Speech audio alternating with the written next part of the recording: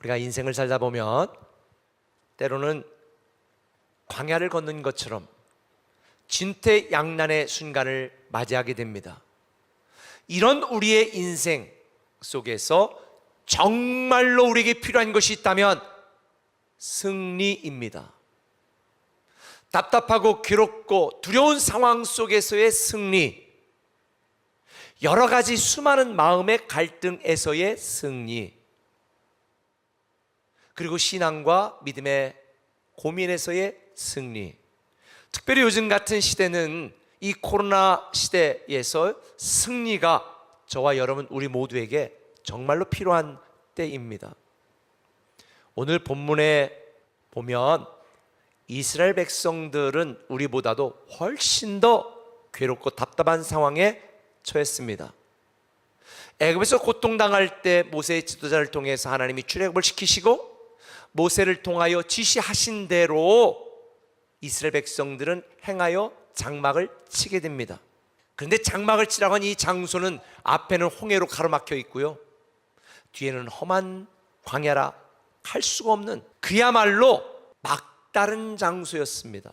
군사적으로 전략적으로 생각해보면 하나님은 너무나 어리석고 바보 같은 명령을 이스라엘 백성들에게 하신 거예요. 3절에 보면 이렇게 말합니다. 바로가 이스라엘 자손에 대하여 말하기를 그들이 그 땅에서 멀리 떠나 광야에 갇힌 바가 되었다. 그러니까 바로가 생각할 때 이들은 이제 도간에 든 쥐다, 갇혔구나. 그러니 바로는 애굽의 가장 강력한 군대 모든 지휘관들을 모아서 그들의 뒤를 쫓게 만든 것입니다. 우리도 이스라엘 백성들처럼 하나님 말씀대로 순종하고 신앙생활 열심히 한 결과로 축복받고 잘 되는 것이 아니라 때로는 고난과 막다른 골목, 또 진퇴양난의 사면초가의 순간에 직면할 때가 많습니다. 그때 우리는 대부분 낙심합니다, 실망합니다, 절망합니다. 근데 여러분, 오늘 제가 여러분에게 말씀드리고 싶은 게 있습니다. 하나님의 길은 항상 우리의 생각을 뛰어넘으십니다. 하나님이 우리 앞에 만드시는 새 길은 사람의 시간, 인간의 시간을 뚫고 오십니다. 하나님이 우리 앞에 새 길을 내실 때 사람들은요, 그런 길이 있었어? 라고 입이 떡 벌어질 수밖에 없습니다. 하나님은 저와 여러분 우리의 인생 속에 승리로 인도하시고 마침내 우리가 승리하는 여호와 니시의 하나님인 줄 믿으시길 바랍니다. 이 하나님을 경험하려면 우리가 첫 번째로 해야 될 일이 있습니다. 우리를 앞에서 이끄시는 하나님만 바라보라는 거예요. 19절에 보면 이스라엘의 진 앞에 가던 하나님의 사자라고 하는 표현이 나옵니다. 하나님은 이스라엘 백성들 앞에서 그들을 이끄셨습니다. 사실 출애굽하고 이스라엘 백성들은 갈 바를 알지 못했습니다. 그런데 하나님은 그들 앞에서 이끄셨습니다. 출애굽기 13장 21절에 보면 이렇게 말합니다. 여호와께서 그들 앞에서 가시며 낮에는 구름 기둥으로 그들의 길을 인도하셨다. 밤에는 불 기둥으로 그들에게 비추사 낮이나 밤이나 그들을 진행하게 하셨다는 거예요. 여러분, 하나님이 우리 앞에서 이끄시는 분임을 믿으시길 바랍니다. 그런데 이스라엘 백성들은 앞에서 이끄시는 선한 목자 하나님을 바라보았나요? 이스라엘 백성들은 눈을 들어 하나님을 바라본 게 아니라 눈을 들어 쫓아오는 애국 군대를 바라보았습니다. 그러니 두려워하고 좌절하고 공포에 질려 울부짖을 수밖에 없었던 거지요. 우리를 앞에서 이끄시는 하나님이 중요한 것이지, 지금 내 상황이 절망스럽든지 아니면 지금 내 상황이 내 마음에 흡족하든지 중요한 문제가 아니라는 거예요. 결국 우리가 누구의 인도하심을 받고 있느냐, 누구를 바라보고 있느냐, 무엇을 바라보고 있느냐가 중요한 거예요. 여러분 지금 인생 앞에서, 자녀 앞에서 하나님 뒷모습이 보이세요? 여러분 인생 앞에서 하나님 뒷모습 보이면 여러분 지금 잘 가고 있는 거고요. 여러분의 상황, 여러분의 문제, 여러분의 인생 앞에 하나님이 보이지 않는다면 여러분은 지금 잘못 가고 있는 것입니다. 왜? 하나님보다 앞서가고 있거나 하나님을 추월했거나 하나님 없이 가고 있으니까. 우리는 죄와 사망에서 승리한 예수 그리스도만 바라봐야 됩니다. 때로는요, 하나님이 왜 우리를 이렇게 오랫동안 내버려 두시는가 의문이 들 때도 있습니다. 그런데 기억하세요. 성경에 보면 하나님이 광야 40년을 걷게 하신 것은 애굽의 방식, 애굽의 문화, 애굽의 사고방식으로 확 찌들어 애굽의 기준으로 판단하고 평가하는 그들의 옛 사람, 옛 가치관을 완전히 물을 빼시고 앞에서 이끄시는 하나님만 바라보고 하나님만 따라가는 새로운 영적 가치관을 갖도록 때로는 우리를 고난의 자리에 머무르게 하시는 거예요. 여러분의 뜻대로 되지 않아서 조급하신 분들, 영적 조급증을 버리시길 바랍니다. 저와 여러분, 우리 모두는 여호와 니시 승리의 하나님을 경험하게 될 줄 믿습니다. 근데 정말 중요한 게 있어요. 두 번째, 뒤에서 지키시는 하나님을 신뢰하라. 하나님을 신뢰하라. 뒤에서 지키시는 하나님을 신뢰해야 되는 거예요.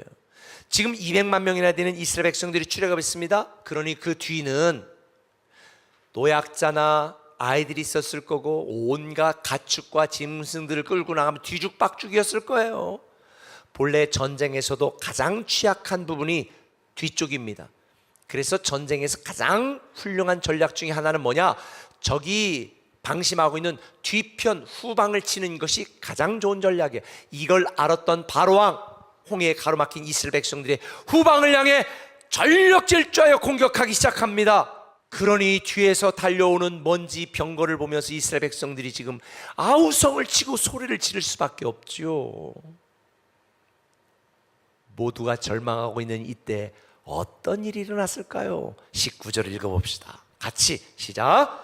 이스라엘 진 앞에 가던 하나님의 사자가 그들의 뒤로 옮겨가매 구름 기둥도 앞에서 그 뒤로 옮겨. 여러분 너무 놀랍지 않아요? 지금까지 구름 기둥 불 기둥으로 앞에서 이끄시던 하나님, 그 여호와의 사자 구름 기둥이 뒤쪽으로 샥 가서 이스라엘 뒤편에서 머물러 지키고 있는 거예요. 어떻게 지키신다고요? 주무시지도 졸지도 않고 지키신다.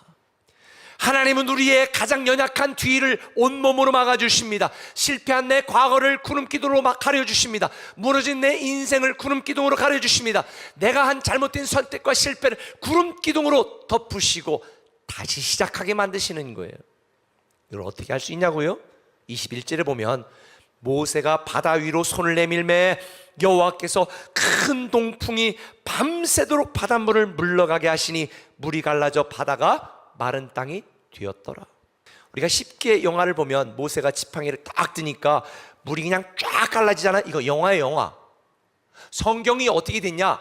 모세가 지팡이를 딱 들으니까 하나님이 동풍을 불어서 밤새도록 물이 물러가게 하셨다. 그리고 양쪽에 물이 멀리에서 쫙 넘실대는 그 사이로 이스라엘 백성들이 지나가게 하셨다는 거예요. 저는 여기서 한 가지 다시 알게 된 게 있어요. 인생의 문제가 기적처럼 한 번에 해결될 때도 있어요. 근데 때로는 하나님께서 내 예상과는 다르게 느리게 아니면 천천히 해결되게 하실 때도 있습니다. 왜 그럴까요? 우리 그냥 기다리다 지쳐 죽게 만드시려고 그랬을까요? 아니에요. 우리가 그 위기 속에서 낙심하고 절망하는 게 아니라 더 하나님만 바라보고 더 하나님만 의지하고 더 하나님만 기대하고 더 하나님만 간절히 바라라고 하나님이 기회를 주시는 거예요. 그래서 하나님은 뭐라고 말해요? 내가 너희를 승리로 인도한다. 내가 한다고 계속 말씀하고 있는 거예요. 우리는 내가 하겠다는 이 하나님을 믿어야 되는 것입니다. 나의 선한 목자가 되신 하나님이 앞에서 이끄십니다. 우리의 절대적인 사랑이신 하나님이 우리를 위하여 밤새도록 뒤에서 우리를 지키시고요, 우리의 갈 길을 밤새도록 만들고 계세요. 여러분은 모르지만 지금 하나님이 저와 여러분 우리를 위하여 일하고 계십니다. 저는 승리로 인도하시는 하나님, 여호와 니시 하나님, 저와 여러분 우리 모두의 하나님임을 이 코로나 시대에 다 경험하기를 예수님의 이름으로 축원합니다.